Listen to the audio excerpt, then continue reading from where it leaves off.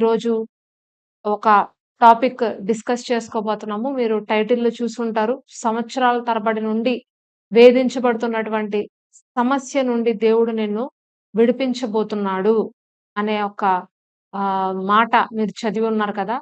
అవును. ఈరోజు ప్రభువారు మీ యొక్క సమస్య నుంచి మిమ్మల్ని విడిపించాలి అని ఆశపడుతున్నారండి. మరి కొంతమంది వ్యక్తులు గత కొన్ని సంవత్సరాలుగా కొన్ని రకములైనటువంటి సమస్యలతో వేధించబడుతున్నారు, పీడించబడుతున్నారు. మరి కొన్ని సమస్యలు చెప్పుకునేవి, మరికొన్ని సమస్యలు చెప్పుకోలేనివి. అవునా అండి? కొన్ని సమస్యలు చెప్పుకోగలగొచ్చు. నాకీ సమస్య ఉందని. మరికొన్ని సమస్యలు చెప్పలేము. చెప్పినా వాటిని బట్టి మనము చులకనైపోతాము, హేళనైపోతాము, నిందించబడతాం. మరి ఇటువంటి సమస్యల్లో, ఇటువంటి పోరాటాల్లో ఎంతోమంది ఈరోజు నలిగిపోతున్నారు. ఎంతోమంది ఈరోజు ఆ యొక్క సమస్యలతో పోరాడలేక ఆత్మహత్యలు చేసుకుంటున్న సందర్భాలు కూడా మనము చూస్తున్నాం. అయితే మరి ఈరోజు ప్రభు ఒక మాట మీ జీవితంలో విడుదల చేయబోతున్నారండి. యేసుక్రీస్తు ప్రభువారు యొక్క సేవా జీవితము, పరిచర్య జీవితము మనం చూసినట్లయితే ఆయన ఎక్కడికైనా వెళ్తున్నా సరే స్వస్థత పరుచుకుంటూ ఎళ్ళేవారు. మరి ఏదైనా పని ముగించుకొని వస్తున్నా సరే స్వస్థత చేస్తూ మరి ఆయన వెళ్ళేవారు. ఈ విధంగా ఆయన సేవా జీవితంలో ప్రతి ఘట్టంలో, ప్రతి కోణంలో దేవుడు అనేకులను ప్రభువైన యేసుక్రీస్తు వారు అనేకులను స్వస్థపరిచారు, విడిపించారు. వారి బంధకాల నుంచి వారికి స్వేచ్ఛనిచ్చారు. యెషయా గ్రంథంలో రాయబడింది. ఆయన బీదలకు సువార్త ప్రకటించుటకు, నలిగిన వారిని మరి వారిని రక్షించుటకు, బంధకాల్లో ఉన్న వారిని విడిపించుటకు ఆయన ఈ లోకంలోనికి వచ్చియున్నారు అని వాక్యం తెలియజేస్తుందండి. యేసుక్రీస్తు ప్రభువు వారి యొక్క ముఖ్య ఉద్దేశము బంధకాల్లో ఉన్న వారిని విడిపించటమే. వేధించబడుతున్న వారిని, పీడించబడుతున్న వారిని విడిపించటమే ఆయన యొక్క ముఖ్య ఉద్దేశం. హల్లెలూయా! మరి ఈరోజు ఈ యొక్క సమస్యలను గురించి మనము కొంచెం సేపు ప్రస్తావించుకుందామండి. ఇక్కడ బైబిల్‌లో కొంతమంది ఇదే రీతిగా సంవత్సరాల తరబడి నుండి బాధలు అనుభవిస్తున్నటువంటి వ్యక్తులు బైబిల్‌లో ఉన్నారు. అయితే వారిలో నుండి నేను ప్రత్యేకంగా ఒక ముగ్గురు వ్యక్తుల గురించి ఈరోజు మీతో చెప్పాలనుకుంటున్నానండి. వీరు వీరి గురించి నేను ప్రకటిస్తున్నప్పుడు వీరు ఎన్ని సంవత్సరాల నుండి పీడించబడుతున్నారో నేను చదువుతున్నప్పుడు దయచేసి మీరు బైబిల్‌లో ఆహ్, ఆ ఒక్క సంవత్సరాలని అండర్‌లైన్ చేసుకోవాల్సిందిగా నేను కోరుకుంటున్నానండి. ఇది ఎంతో ప్రాముఖ్యమైనటువంటి సందేశము, ప్రాముఖ్యమైనటువంటి మాట. కాబట్టి చాలా జాగ్రత్తగా వారు ఆ ఒక్క పరిస్థితుల నుండి ఎలాగ విడిపించబడ్డారో మనం ఒక్కసారి చూద్దాం. అయితే మొట్టమొదటిగా మరి తక్కువ నుంచి ఎక్కువకెళ్దామండి. ఎవరైతే మరి ఆ సంవత్సరాలు దేవుడు పరిశుద్ధాత్మ దేవుడు వ్రాయించారు. మరి తక్కువ సంవత్సరాల నుండి ఎక్కువ సంవత్సరాల వరకు మనము అలాగా చెప్పుకుంటూ ఎళ్దాము. మొట్టమొదటిగా రక్తస్రావం కలిగినటువంటి స్త్రీ. ఎవరండి? రక్తస్రావము గలిగినటువంటి స్త్రీ. ఈ రక్తస్రావం కలిగినటువంటి స్త్రీ గత 12 సంవత్సరములుగా రక్తస్రావముతో బాధపడుతుందంట. ఈ సమస్యను ఆమె ఎవరికీ చెప్పుకోలేకపోతుంది. ఈ సమస్య గురించి ఎవరితో ప్రస్తావించినా సరే ఆమెనందరూ చీప్‌గా చూస్తున్నారు. ఆమెను ద్వేషిస్తున్నారు. ఆమెను కించపరుస్తున్నారు. ఆమెను ఒక పాపాత్మురాలుగా చూస్తున్నారు. మరి బయటికి వెళ్తున్నప్పుడు ఆమె ఆ వస్త్రములకు ఆ ఒక్క రక్తపు మరకలు కనబడుతున్నప్పుడల్లా మరి అనేకులు ఆమెను బట్టి చేదరించుకుంటున్నారు. ముఖ్యంగా మరి ఇజ్రాయలీల్లో ఈ విధంగా రక్తస్రావము అవుతున్న వారిని కడగా ఉంచుతారంటండి. అంటే వేరుగా ఉంచుతారు. మనలో కూడా చాలామంది మరి ఇప్పటికి అటువంటి పద్ధతులు పాటిస్తున్న వారు ఉన్నారు. మరి బహిష్టు అయినటువంటి స్త్రీని, రక్తస్రావం అవుతున్నటువంటి స్త్రీని కడగా ఉంచి, ఆ 3 దినములు లేదా ఆ 4 దినములు కడగా ఉంచి, వారిని ప్రత్యేకంగా మరి ఒక గదిలో ఉంచుతారు. మరి వారిని మామూలుగా గృహంలోనికి వారిని అందరితో కలిసి ఉండేలాగా వారిని అనుమతించరు. ఇంకా కొన్ని గృహాల్లో ఆ అలవాట్లు ఇప్పటికీ ఉన్నాయి. అయితే మరి ఈ స్త్రీ విషయంలో కూడా అదే జరుగుతుంది. ఆమెను రానివ్వట్లేదు. ఒకవేళ ఆమె కనుక అట్లాగొచ్చిందంటే ఆమెను హేళన చేస్తున్నారు. ఆమెను బట్టి ఎంతగానో దూషిస్తున్నారు, హింసిస్తున్నారు. ఇటువంటి పరిస్థితుల్లో ఆమె అనేక మంది వైద్యుల దగ్గరికి ఎళ్తుందంట. అనేక మంది దగ్గరికెళ్లి తన డబ్బు అంతా కూడా వ్యయపరుచుకుంటుందంటండి. తనకున్నటువంటి ధనాన్నంతా వ్యయపరుచుకుందంట. ఎన్నో తిప్పలు పడిందంటండి. ఎక్కడికి వెళ్ళినా సరే ఆమెకు నయం కావట్లేదు. ఎక్కడికెళ్ళినా సరే రోగం నయం కావట్లే. అనేక మార్లు తిరిగి, తిరిగి, తిరిగి ఇంకా ఆమె వల్ల కాక ఇంకా విరక్తి చెందిపోయిందండి ఒకానొక సమయం వచ్చినప్పుడు. మరి కొందరి జీవితాల్లో కూడా ఇలాంటి పరిస్థితులే ఉంటాయి. ఎన్నో సంవత్సరాలుగా కొన్ని రకములైనటువంటి బాధలతో, సమస్యలతో పీడించబడుతున్నటువంటి వ్యక్తులు ఈ రోజుల్లో ఉన్నారు. చెప్పుకోలేనటువంటి బాధలు. ముఖ్యంగా స్త్రీలకు గురించి నేను ప్రకటిస్తున్నాను. మరి కొన్ని ప్రాబ్లమ్స్, యూరినల్ ప్రాబ్లమ్స్ అని, పీసీఓడీ ప్రాబ్లమ్స్ అని, గర్భాశయంలో నీటి బుడగలని, మరి బ్రెస్ట్‌లో ప్రాబ్లమ్స్ అని, కడుపులో ప్రాబ్లమ్స్ అని, ఈ విధంగా స్త్రీలు చెప్పుకోలేనటువంటి సమస్యలతో ఎంతోమంది ఈ రోజుల్లో సతమతమైపోతున్నారండి. ఆ ఒక్క సమస్యను వెళ్లి నా గురించి ఈ సమస్య ఉంది ప్రార్థించండి అని చెప్పుకోలేనటువంటి స్థితిలో ఈరోజు అనేక మంది స్త్రీలు ఉన్నారు. మరి ప్రార్థనకి చేపిచ్చుకోవడానికి ఎప్పుడైనా మా దగ్గరికి ఫోన్ కాల్స్ వచ్చినా, లేపోతే ఎవరైనా వచ్చినా, మరి ఒక స్త్రీగా ఉన్నా సరే నాతో చెప్పుకోవాలన్న కొంతమంది కాస్త అభ్యంతర పడుతుంటారు. నాకప్పుడు అర్థమవుతుంది ఎంతగా వీళ్ళు బాధపడుతున్నారో, ఎంతగా వీళ్ళు నలిగిపోతున్నారో శరీరంలో.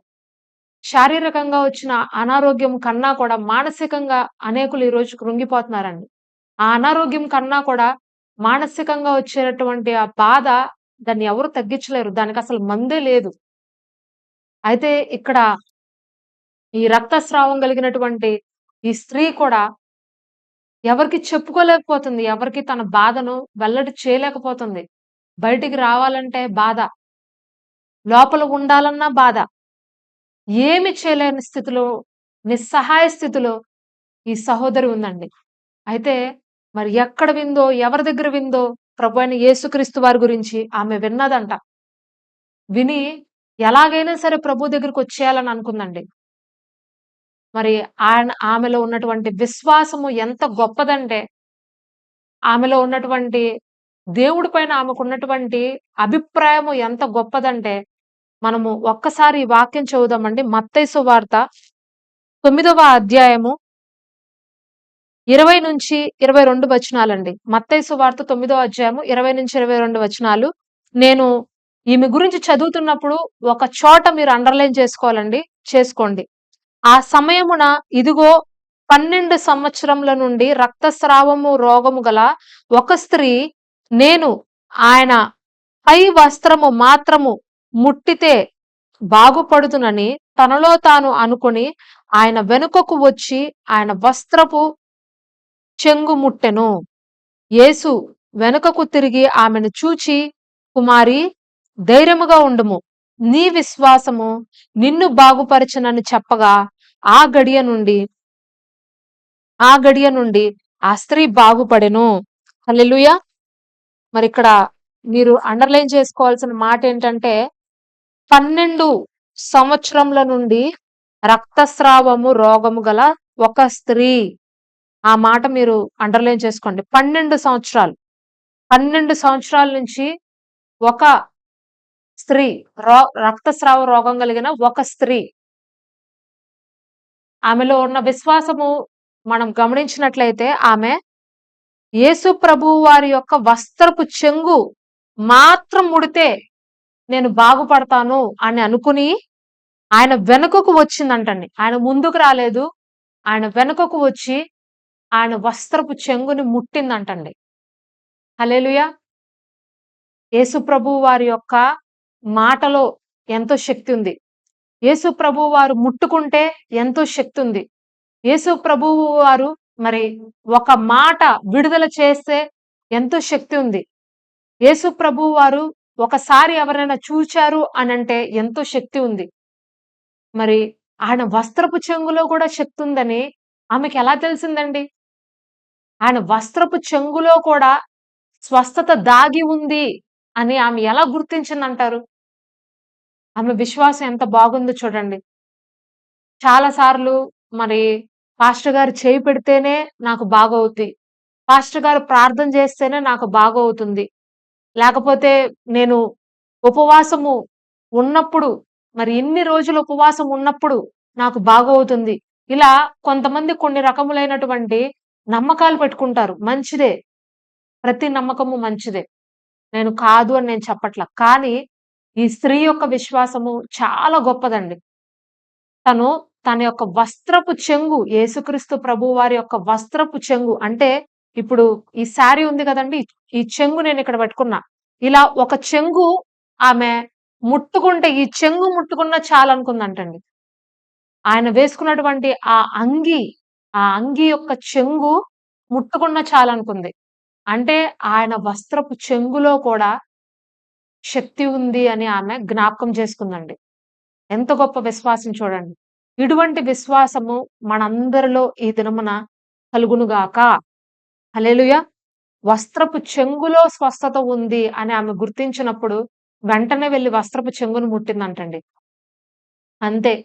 ఒక్క సెకన్‌లో సంవత్సరాల తరబడి నుండి వేధించబడుతున్నటువంటి ఆ రోగము ఒక్కసారిగా ఎగిరిపోయిందంటండి ఆమె శరీరంలో నుండి. హల్లెలూయా! ఎంత గొప్ప అనుభూతి కదండీ అది. సంవత్సరాల తరబడి నుండి వేధించబడుతున్నటువంటి రోగము ఒక్క సెకన్‌లో ఎగిరిపోయిందంటే, ఎంతగా మరి దేవుడు ఆమెను స్వస్థపరిచాడు. అందుకే ప్రభువువారు అంటున్నారు, "కుమారి ధైర్యముగా ఉండుము. నీ విశ్వాసము నిన్ను బాగుపరచెనని" చెప్పగా, ఆ గడియ నుండి ఆ స్త్రీ బాగుపడెను. హల్లెలూయా! ఆ గడియ నుండి ఆమె బాగుపడిందంటండి. ప్రభువువారు ఎప్పుడైతే ప్రకటించారో, "అమ్మా! నీ విశ్వాసం చాలా గొప్పది తల్లి. నువ్వు ధైర్యంగా ఉండు. నువ్విక నుంచి బాగుంటావు" అని ప్రభువువారు చెప్పినప్పుడు ఆమె బాగుపడిందంట.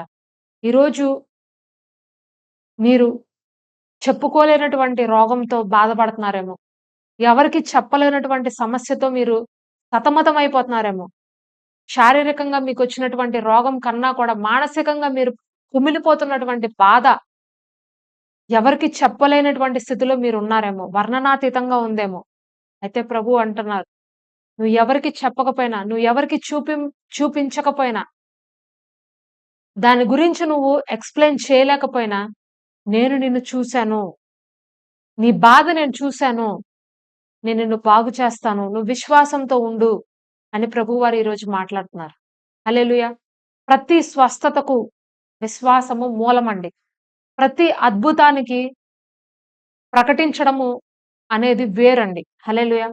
మనము విశ్వాసముతో ప్రకటించినప్పుడు స్వస్థత కలుగుతుంది. అద్భుతాలు మన లైఫ్‌లో జరుగుతాయి. ఈ 2 కూడా ఒక అద్భుతానికి ఒక వేరు లాంటివి. ఒక రూట్ లాంటిదండి. విశ్వాసము, నోటితో ప్రకటించడము. ఈ సహోదరి యొక్క లైఫ్‌లో తను విశ్వాసాన్ని చూపించింది. వస్త్రపు చెంగులో స్వస్థత ఉంది అని తను కనుగొంది. ఆ ప్రకారం వెళ్లి నమ్మింది. తను స్వస్థత పొందుకుంది. హల్లెలూయా! మాకు శనివారము గూగుల్ మీట్ జరుగుతదండి. ప్రతి బుధవారము, శనివారము గూగుల్ మీట్ జరుగుతుంది. అయితే ఆ గూగుల్ మీట్‌లో మొన్న ఒక సిస్టర్ తన యొక్క సాక్ష్యాన్ని చెప్పుకున్నారు. ఆ ఒక్క సాక్ష్యము వింటున్నప్పుడు నిజంగా నేను ప్రభువుని ఎంతగానో స్తుతించాను ఆమె సాక్ష్యం విన్నప్పుడు. ఆమె ఏం చెప్పారంటే, "సిస్టర్ గత కొన్ని సంవత్సరాలుగా నాకు యూరినల్ ప్రాబ్లమ్ ఉందండి. నేను ఎంతో మంది వైద్యుల దగ్గరికెళ్ళాను. ఎంతో మరి ఖర్చు పెట్టాను. ఎక్కడ నాకు స్వస్థత దొరకల. అదే రీతిగా మరి ఎన్నో మీటింగ్స్‌కి వెళ్ళాను. ఎంతో మంది పాస్టర్‌ల దగ్గర ప్రార్థన చేపించుకున్నాను. ఉపవాసాలున్నాను. మరి ప్రార్థించుకున్న ప్రతిసారి ఈ సమస్య గురించే నేను దాన్ని కానీ నాకు స్వస్థత దొరకల. ఇక నేను ఒక విషయానికి డిసైడ్ అయిపోయానండి. అదేంటంటే మరణం వరకు ఇక నాకు ఈ సమస్య నా శరీరంలో ఉండిపోతుంది అని నేనింక ఫిక్స్ అయిపోయాను. ఆ ప్రకారంగా జీవించడం నేను ప్రారంభించాను. అయితే నాకు ప్రతి 5-10 నిమిషాల లోపు యూరిన్ ఒస్తా ఉంటది. ఆ విధంగా నేను ప్రతిరోజు కనీసము 100 సార్లన్నా నేను యూరిన్‌కెళ్తానేమో అని ఆమె చెప్తున్నప్పుడు నిజంగా నేను ఆశ్చర్యపడ్డాను. ఏంటి ఇలాంటి సమస్యలు గూడా ఉంటాయా అని అనిపించిందండి. డాక్టర్ నన్ను కౌంట్ జేయమన్నారు ఎన్ని సార్లెళ్తున్నాను అని. నేనట్లా కౌంట్ చేసుకున్నప్పుడు కొన్ని కొన్ని సార్లు మరి 100 టైమ్స్ ఎళ్ళిన రోజులు కూడా ఉన్నాయి. మరిక నేను ఫిక్స్ అయిపోయాను. ఇంక నా నా జీవితం ఇంతే. నా ప్రాబ్లమ్ ఇంతే. ఇక ఇది ఎవ్వరు బాగు చేయలేరు అని అర్థమైపోయిందండి. కానీ ఆవిడ నాకు కొంతకాలం క్రితం పరిచయమయ్యారండి.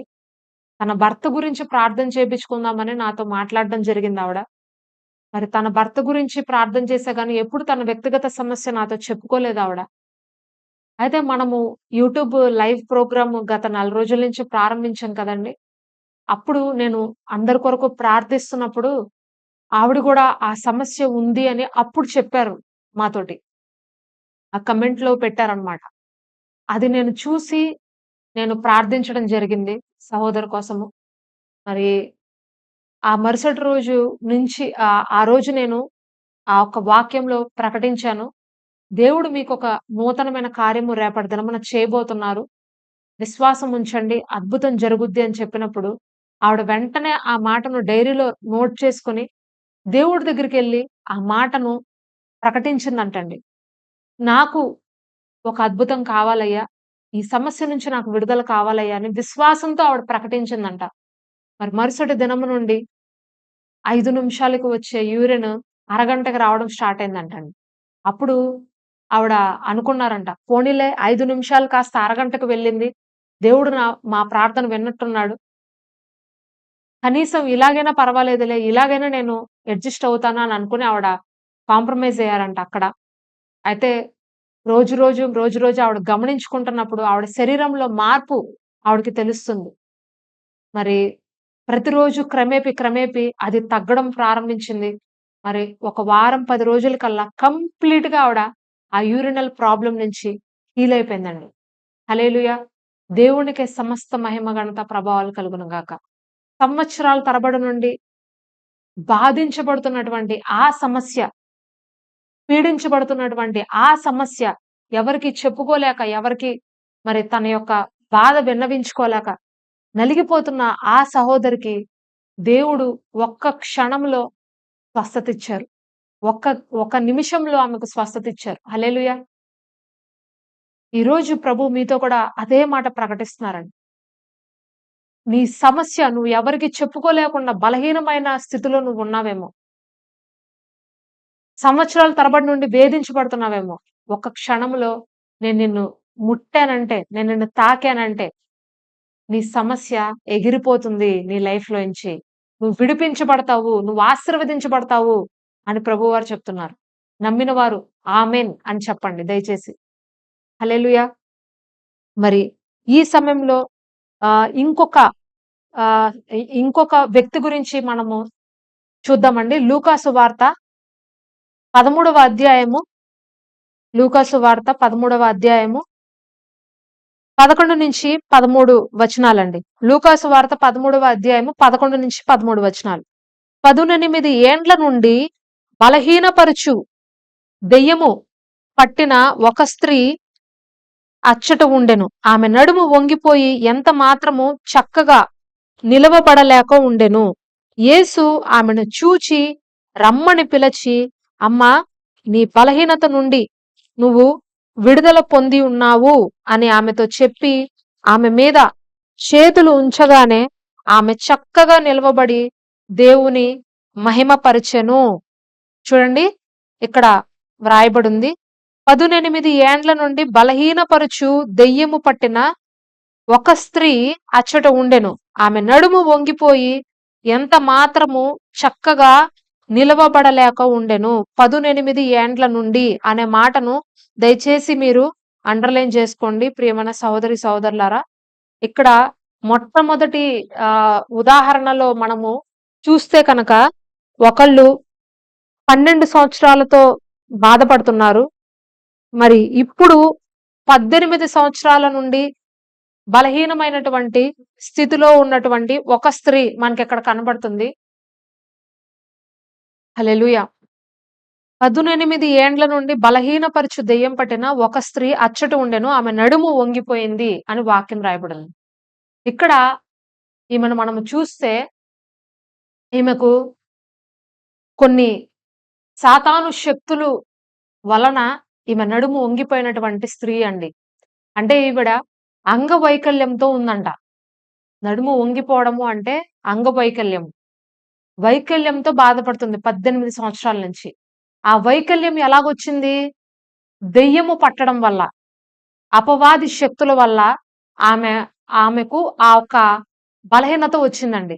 అయితే ఇక్కడ ప్రభువువారు ఆమెను చూచి, ఆమెను రమ్మని పిలచి, ఆమె మీద చేతులుంచగానే ఆమె స్వస్థత పొంది దేవుని నామాన్ని మహిమపరిచింది. చక్కగా నిలబడిందంటండి.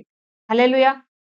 మరి ఈ వాక్యం వింటున్న ప్రియమైన సోదరి సోదరులారా, ఈరోజు ప్రభువు మిమ్మల్ని చూచి, మిమ్మల్ని రమ్మని పిలుస్తున్నారు.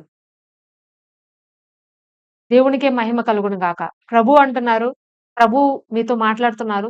నేను నిన్ను చూస్తున్నాను. నేను నిన్ను రమ్మని పిలుస్తున్నాను. నీ బాధ నేను చూసాను. నీ కష్టము నేను చూసాను. నీ కన్నీరు నేను చూసాను. నువ్వు నా వద్దకు రా అని ప్రభు మిమ్మల్ని పిలుస్తున్నారు. ఇక్కడ ఇక్కడ ఈ సహోదరి యొక్క పరిస్థితిని ప్రభువారు చూసారంటండి. 18 సంవత్సరాల నుంచి నడుము వంగిపోయి ఉందంట. చక్కగా నిలబడలేకపోతుందంట. నిటారుగా నిలబడలేకపోతుందంట. ఈరోజు ఎంతోమంది మరి అంగవైకల్యముతో బాధపడుతున్నారు.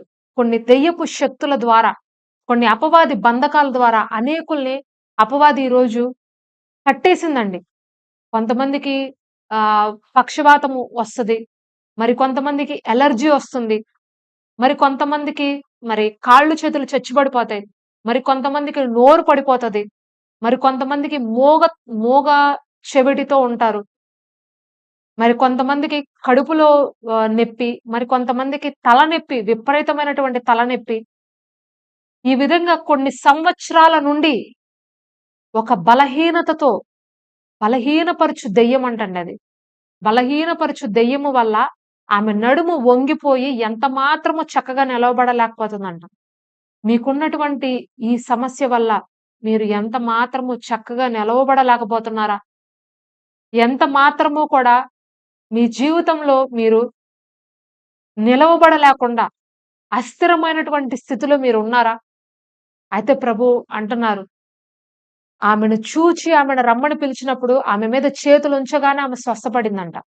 ఈరోజు ప్రభు మీతో మాట్లాడుతున్నారు. నేను నిన్ను చూచాను. ఏంటండి? నేను నిన్ను చూచాను. దేవునికే మహిమ కలుగును గాక. ఇక్కడ 18 ఏళ్ల నుండి బలహీనపరచగలిగే స్త్రీ యేసు ప్రభు వారిని చూసిందో లేదో తెలీదు గానీ, ఆమెను ప్రభువారు చూసారంట. ఆమెను ఆమె దగ్గరకు ప్రభువారు వచ్చి, ఆమెను పిలిచి మరి ఆమెను స్వస్థపరిచారంట. ఈరోజు ప్రభు మీతోనే మాట్లాడుతున్నారు. నిన్ను పిలిచి మరి ప్రభు ఈరోజు స్వస్థపరుస్తున్నారు. నిన్ను పిలిచి మరి నీ నీ జీవితంలో నీ బలహీనత నుంచి నీకు విడుదల ఇవ్వబోతున్నారు. నిన్ను పిలిచి మరి నిన్ను ఎన్నుకొని, నిన్ను కోరుకొని, నిన్ను నిర్ణయించి మరి ప్రభువారు నీకు ఈరోజు సంవత్సరాల తరబడి నుండి వేధించబడుతున్నటువంటి ఆ సమస్య నుంచి ప్రభువారు ఒక్క సెకనులో, ఒక్క మాట ద్వారా ఆ ఒక్క బద్ధకం నుంచి నీకు విడుదల ఇవ్వబోతున్నారు. హల్లెలూయా! నమ్మిన వారు ఆమేన్ అని చెప్పండి. నమ్మిన వారు దేవునికే మహిమ కలుగును గాక అని చెప్పండి. అవునండి. మనము ఎప్పుడైతే అది జరగాలి అని ప్రకటిస్తామో, అది జరగాలి అని మనం ఒప్పుకుంటామో నోటితో, ఆ క్షణమే ప్రభువారు అద్భుతాన్ని మన లైఫ్‌లోకి తీసుకొస్తారు. ఆశ్చర్యకరమైనటువంటి సంగతులు మన జీవితంలోకి తీసుకొస్తారు. 20 సంవత్సరాల నుండి నీ గర్భం మూయబడిందా? 15 సంవత్సరాల నుంచి నీ గర్భం మూయబడిందా? 10 సంవత్సరాల నుంచి నీ గర్భం మూయబడిందా? ప్రభువు నీతోనే మాట్లాడుతున్నారు. నీ గర్భము ఇప్పుడే తెరవబడును గాక. ఆమేన్. ఇప్పుడే తెరవబడును గాక. యేసు నామములో మూయబడిన ప్రతి గర్భమును తెరియుచున్నాము. హల్లెలూయా! ప్రతి అంగవైకల్యమును, ప్రతి పక్షవాతమును, ప్రతి విధమైనటువంటి ఆ డిజార్డర్స్‌ని యేసు నామంలో ఇప్పుడే స్వస్థతను కలుగుజేయమని ప్రకటిస్తున్నాము. హల్లెలూయా! దేవునికే మహిమ కలుగును గాక అండి. ఖచ్చితంగా మరి ఈ సమయంలో మీరు స్వస్థత పొందుతున్నారు అని నేను నమ్ముచున్నాను. మీ కుటుంబాలలో ఇది వింటున్న ప్రియమైన సోదరి సోదరులారా, మీ భర్త కావచ్చు, మీ భార్య కావచ్చు, మీ పిల్లలు కావచ్చు, ఎవరైనా ఈ వైకల్యంతో ఉంటే, ఈ సమస్యలతో ఉంటే, దయచేసి ప్రార్థనలో ప్రార్థిస్తున్నప్పుడు మీరు వారిని అక్కడ కూర్చోపెట్టండి. ప్రార్థిస్తున్నప్పుడు వారిని ఆ ఒక్క శరీరంలో ఏ ప్రాంతంలో ఆ బాధ ఉందో, ఆ ప్రాంతంలో చేయి పెట్టి ప్రార్థిస్తున్నప్పుడు ఏకీభవించమని చెప్పండి. తప్పకుండా ప్రభువారు స్వస్థపరుస్తారు. హల్లెలూయా! మరి ఈ సహోదరిని కూడా ప్రభువారు పిలిచి మరి స్వస్థపరిచారంట. 18 సంవత్సరాల నుంచి కట్టబడి ఉన్న ఈ సహోదరి తన యొక్క విశ్వాసాన్ని బట్టి స్వస్థత పొందింది ఆ దినమున. హల్లెలూయా! మరి ఒక వ్యక్తిని మనం చూద్దామండి. యోహాను సువార్త 5వ అధ్యాయము. యోహాను సువార్త 5వ అధ్యాయము 5 నుంచి చదువుతున్నాను వినండి. అక్కడ 38 ఏండ్ల నుండి వ్యాధి గల ఒక మనుష్యుడుండెను. యేసు వాడు పడి ఉండుట చూచి, వాడు అప్పటికి బహుకాలం నుండి ఆ స్థితిలో ఉన్నాడు అని ఎరిగి, స్వస్థపడ గోరుచున్నావా అని వాడినడుగగా, ఆ రోగి, అయ్యా, నీళ్లు కదిలించబడినప్పుడు నన్ను కోనేటిలో దించుటకు నాకు ఎవడునూ లేడు గనక నేను వచ్చునంతలో మరి ఒకడు నాకంటే ముందుగా దిగును అని ఆయనకు ఉత్తరమిచ్చెను. యేసు, నువ్వు లేచి నీ పరుపెత్తుకుని నడవమని చెప్పగా, వెంటనే వాడు స్వస్థత నొంది తన పరుపెత్తుకొని నడిచెను. హల్లెలూయా! ఇక్కడ మీరు 38 ఏండ్ల నుండి అనే మాట మీరు అండర్‌లైన్ చేసుకోండి. 38 ఏండ్ల నుండి వ్యాధి కలిగిన ఒక మనుష్యుడు. మరి ఇక్కడ కూడా సేమ్ రిపీట్ అయిందండి. ఇతని దగ్గరికి ప్రభువే వచ్చి అతన్ని చూసారంట. యేసు వాడు పడి ఉండటము చూచి, వాడు అప్పటికి బహుకాలం నుండి ఆ స్థితిలో ఉన్నాడు అని ఎరిగి చూసారంట, ఎరిగి ఉన్నారంట. ప్రభువారు అడుగుతున్నారు, స్వస్థపడగోరుచున్నావా? ఆ ఒక్క వ్యక్తిని అడుగుతున్నారు, స్వస్థపడగోరుచున్నావా? హల్లెలూయా! ఇక్కడ 38 సంవత్సరాల నుండి ఒకే స్థితిలో పడిపోయి ఉన్న ఒక వ్యక్తి గురించి వ్రాయబడి ఉందండి. 38 ఏళ్ళు. మొట్టమొదటిగా 12 సంవత్సరాలు చూసాం. రెండవదిగా 18 సంవత్సరాలు చూసాం. ఇప్పుడు 38 సంవత్సరాలు. మరీ ఆహ్, లాంగ్ పీరియడ్ కదండీ! దగ్గర దగ్గర ఇజ్రాయేలీలు అరణ్య మార్గంలో నడిచి వాగ్దాన భూమికెళ్ళినంత సమయం అయిందిది. అవునా అండి? ఒక 2 సంవత్సరాలు తక్కువేమో అంతే. 40 ఏళ్ళు వాళ్ళు నడుచుకుంటూ ఎళ్తే, ఈయన దగ్గర దగ్గర 40 సంవత్సరాల పాటు అక్కడే పడున్నాడంట. ఆ కోనేటి దగ్గర. అక్కడే కూర్చొని ఎవరు నన్ను విడిపిస్తారు? ఎవరు నన్ను విడిపిస్తారు? ఎవరు నన్ను విడిపిస్తారు? ఎవరు నన్ను తీసుకెళ్తారు కోనేటి దగ్గరికి? ఎవరు నన్ను అక్కడ ఏస్తారు? అని చెప్పి ఎదురు చూస్తున్నాడంటండి. అయితే మరి ప్రభువువారు రానే వచ్చారు. ఇంకా ఇతని వల్ల అవ్వదు. ఇతను ఏం చేయలేడు. నేనే ఇతని జీవితంలో జోక్యం చేసుకొని, ఈ సమస్య నుంచి ఇతన్ని బయటికి తీసుకొద్దాం అని అనుకున్నారు. వెనువెంటనే ఆ ఒక్క వ్యక్తి దగ్గరికి వెళ్లి, అతని పిలిచి, "నువ్వు స్వస్థపడాలనుకుంటున్నావా?" అంటే, "అవును, నేను స్వస్థపడాలనుకుంటున్నాను" అని అనంగానే, ప్రభువారు అతనితో చెప్తున్నారు, "నువ్వు లేచి నీ పరుపెత్తుకొని నిలవబడు" అనంటే, అతను లేచి పరుపెత్తుకొని నిలవబడి, అక్కడ మరి కేరింతలు కొడుతూ దేవుడి నామాన్ని స్తుతించాడంట. హల్లెలూయా! చూడండి ప్రియమైన సోదరి సోదరులారా, మీరు ఎన్ని సంవత్సరాల నుండి ఈ బాధలు పడుతున్నారో నాకు తెలీదు. మీరు ఎన్ని మరి ఆహ్, నెలల నుంచి ఈ సమస్యలలో కొట్టుమిట్టాడుతున్నారో నాకు తెలీదు.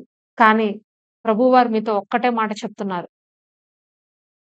సియోను కుమారి యొక్క దోష రుణము సమాప్తమైపోయింది. హల్లెలూయా! యెషయా గ్రంథం 40వ అధ్యాయంలో రాయబడి ఉంటుందండి. సియోను కుమారి యొక్క యెరూషలేము కుమారి యొక్క దోష రుణము సమాప్తమయ్యింది. ఈరోజు ఇప్పటి వరకు నీ దోషములను బట్టి, నీ యొక్క బంధకములను బట్టి, నీ పాపములను బట్టి, సాతాను పెట్టినటువంటి ఆ ఒక్క కట్లను బట్టి నువ్వు నలిగిపోయి ఉన్నావేమో. ఆత్మహత్య చేసుకోవడానికి ఎన్నో సార్లు ప్రయత్నించావేమో. ప్రభువారు నీతోనే మాట్లాడుతున్నారు. నువ్వు ఆత్మహత్య చేసుకోక్కర్లా. నీ దోష రుణము సమాప్తమైపోయింది. నువ్వు తాగుతున్నటువంటి ఆ చేదైన పాత్రను నేను నీ చేతిలో నుండి తొలగించాను. నువ్వింక మరెన్నటికీ ఆ చేదుని తాగవు. నేను నీ నువ్వు నేను నిన్ను శాశ్వతమైనటువంటి శోభాతిశయముగా నేను నిన్ను చేయబోతున్నాను. అనేకుల ఎదుట నువ్వు నడుము వంచుకొని, సిగ్గుతో తలదించుకొని, వారు ఎన్ని మాటలన్నప్పటికీ నువ్వు ఒక్క మాట కూడా చెప్పలేనటువంటి స్థితిలో ఇన్ని సంవత్సరాల నుంచి నువ్వు నలిగిపోతున్నావు కదా! సూసైడ్ అటెంప్ట్ కూడా చేసావు కదా! అయినప్పటికీ నువ్వు ఈ రోజుకి బ్రతికి ఉన్నావు అంటే కేవలము అది నీ సమస్య నుంచి నిన్ను విడిపించి, నా నామాన్ని మహిమపరుచుకోవాలనే నీ ద్వారా నేను నిన్ను బ్రతికించాను. నేను నీకు ఆయుష్షునిచ్చాను అని ప్రభువారు ఈరోజు మీతో మాట్లాడుతున్నారు. హల్లెలూయా! మీ సమస్యలన్నీ అతి త్వరలో తొలగిపోతాయండి. ధైర్యంగా ఉండండి. ప్రభువారు చెప్తున్నారు, సీయోను కుమారి యొక్క దోష రుణము సమాప్తము. ఆమేన్ అని చెప్పండి. మీరు సైలెంట్‌గా ఉన్నారనుకోండి, దేవుడు కార్యం చేయడక్కడ. ఆ మాట, ఈ ప్రవచనము ఇదొక ప్రవచనమండి. ఈ ప్రవచనము మీరు మీ హృదయంలో తీసుకుంటే కనుక, దీనిని విశ్వాసంతో మీరు తీసుకుంటే కనుక, తప్పకుండా దేవుడు స్వస్థపరుస్తాడు. నేను ఎవరైనా ఈ విధంగా చెప్తున్నప్పుడు, ఆ మాటలను ఎప్పుడు డైరీలో రాసుకుంటానండి. ఎందుకంటే ఒక్కొక్కసారి మనం మర్చిపోతాం. మాట తీసుకున్నప్పుడు దాన్ని మర్చిపోతాము. దేవుడు మనతో మాట్లాడిన మాటలు మనం మర్చిపోతాం. కానీ అది ఒక డైరీలో డేట్ వేసుకొని రాసుకుంటే కనుక, ఆ ఒక్క సాక్ష్యము మన జీవితంలోకొచ్చినప్పుడు దాన్ని మనము జ్ఞాపకం చేసుకోవచ్చు. ఆహా! ఈరోజు దేవుడు నాతో మాట్లాడాడిది. అప్పుడు మాట్లాడిన దేవుడు నాకు ఈ రకంగా కార్యం చేశాడా? అనే తలంపు మీలోకొస్తది. ఈరోజు మీరు నేను చెప్తున్నటువంటి ఈ మాటలను ఒక పుస్తకంలో రాసుకోండి. విశ్వాసంతో రాసుకోండి చక్కగా. దేవుడు నాకు ఈరోజు ఇచ్చినటువంటి మాట అని హెడ్డింగ్ పెట్టి రాసుకోండి. నేను అట్లాగే రాసుకునేదాన్ని. మనము విశ్వాసంతో ఆ మాటను పలుకుతున్నప్పుడు, రాసుకుంటున్నప్పుడు, మీ విశ్వాసాన్ని బట్టి, మీ నమ్మకత్వాన్ని బట్టి, మీకు ఆయనపై ఉన్నటువంటి ఆసక్తిని బట్టి, దేవుడు అతి త్వరగా మీ లైఫ్‌లో కార్యాలు చేస్తారండి. హల్లెలూయా! మరిక్కడ సామెతల గ్రంథంలో ఒక మాట రాయబడిందండి. సామెతల గ్రంథము 23వ అధ్యాయము 18వ వచనం. సామెతల గ్రంథం 23వ అధ్యాయము 18వ వచనం. నిశ్చయముగా ముందుగతి రానే వచ్చును. నీ ఆశ భంగము కానేరదు. నిశ్చయముగా ముందుగతి రానే వచ్చును. నీ ఆశ భంగము కానేరదు. హల్లెలూయా! ప్రతి సమస్యకు ఈ యొక్క మాటను ఇంగ్లీష్ బైబిల్‌లో వ్రాయబడి ఉంటుంది. Definitely there will be a end. ఏంటండి? Definitely there will be a end. ప్రతి సమస్యకు కూడా ఒక ముగింపు ఉంది. ఒక ఫుల్ స్టాప్ ఉంది. ఖచ్చితంగా దేవుడు నీ ఆశను భంగము చెయ్యడు. నీ ఆశను ఆయన తృణీకరించడు. నువ్వు ఏదైతే ఆశ పడుతున్నావో, నువ్వు ఏదైతే కావాలని నీ జీవితంలో కొన్ని సంవత్సరాలుగా మరి ఎదురు చూస్తున్నావో, దానిని దేవుడు ఎప్పటికీ కూడా భంగము చెయ్యను అని ఈరోజు మీతో మాట్లాడుతున్నారండి. హల్లెలూయా! నిశ్చయముగా ముందుగతి నీకొస్తది. నువ్వు ఇంతకు ముందు కొంతమంది అనుకుంటారు, నా చిన్నతనంలోనే బాగుంది. లేకపోతే నా నా టీనేజ్ టైమ్‌లోనే బాగుంది. ఇప్పుడేం బాగలేదు. నా లైఫ్ అంతా పాడైపోయింది. పెళ్లి చేసుకున్నాను సంతోషం లేదు. పిల్లలు పుట్టారు సంతోషం లేదు. వ్యాపారం పెట్టాను సంతోషం లేదు. పిల్లలు పెద్దవాళ్ళయ్యారు వివాహం చేద్దామంటే వివాహాలే రావట్ల. వ్యాపారం పెట్టాను నష్టాలే నష్టాలు. ఈ రోగము ఎంత కాలమైనా తగ్గట్లేదు. ఈ తలనొప్పి ఎంత కాలమైనా పోవట్ల నా శరీరంలో నుండి. కోర్టు కేసులుతో సతమతమైపోతున్నాను. వాయిదాల మీద వాయిదాలు పడుతున్నాయి. ఈ కేసు ఇంక ఎన్నటికి క్లోజ్ అవ్వదా? ఇంక నా లైఫ్ ఇంతేనా? నా బ్రతుకు ఇంతేనా? ఇంక నేను జీవిత కాలం ఇలా బాధపడుతూనే ఉండాలా? దీనికొక ముగింపనేది లేదా? సేవకొచ్చాను, సేవ ప్రారంభించాను. ఎంతగా దేవుని సువార్తను ప్రకటిస్తున్న మనుషులే మారట్లేదు.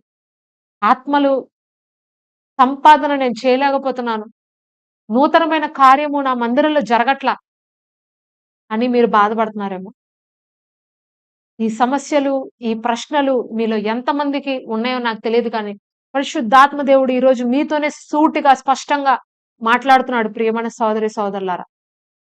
ప్రభువు అంటున్నారు, నిశ్చయముగా నీ సమస్యకు ముగింపు ఉంది. నిశ్చయముగా నీకు ముందుగతి వస్తది. నేను నీతోనే ఉండి నీ కార్యమును నెరవేరుస్తాను. నీ కార్యమును నేను చెప్పిన మాటలు నెరవేర్చు దినములు అతి త్వరలో రాబోతున్నాయి. నువ్వు నమ్మినట్లయితే ఈ క్షణమే ఒక గొప్ప మార్పు నీ శరీరంలో నువ్వు చూస్తావు. మరణకరమైనటువంటి రోగమైనా సరేనండి. దేవుడు కనుక జోక్యం చేసుకుంటే మీ లైఫ్‌లో ఆయన ఆయన కనుక మీ మీ జీవితంలోకి వస్తే ఒక్క సెకన్‌లో ఎగిరిపోద్దండి ఆ సమస్య. ఒక్క సెకండ్ చాలు దేవుడికి ఆ సమస్యను మీ నుండి దూరం చేయడానికి. ప్రభువువారు చెప్తున్నారు. నేను ఆయనే వారిని చూచి వారిని రమ్మని పిలిచి వారిని బాగు చేశాడంట.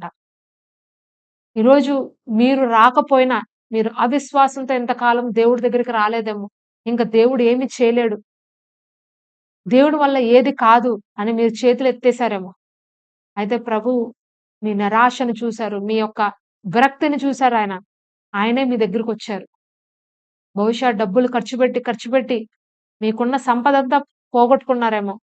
మనశ్శాంతి పోగొట్టుకున్నారేమో. మీ జీవితమంతా నష్టపోయారేమో. మీ సమయము, మీ శరీరము అన్నీ పాడైపోయినాయేమో.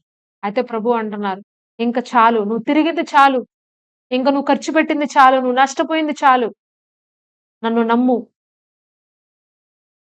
నన్ను ఆనుకో. నా పైన ఆధారపడు. తప్పకుండా నేను నీ జీవితంలో ఒక కార్యం చేస్తాను. తప్పకుండా నువ్వు అనుకున్నది నీ హృదయములో కావాల్సింది నేను నీకు దయచేస్తాను" అని ప్రభువారు తెలియజేస్తున్నారు. దేవుని వాక్యాన్ని విశ్వసించండి ప్రియమైన సోదరి సోదరులారా. ఆయన వాక్కుని పంపి వారిని బాగు చేసెను అని వాక్యం రాయబడింది. ఈరోజు దేవుడు వాక్యాన్ని మీ దగ్గరికి పంపుతున్నాడు మా ద్వారా.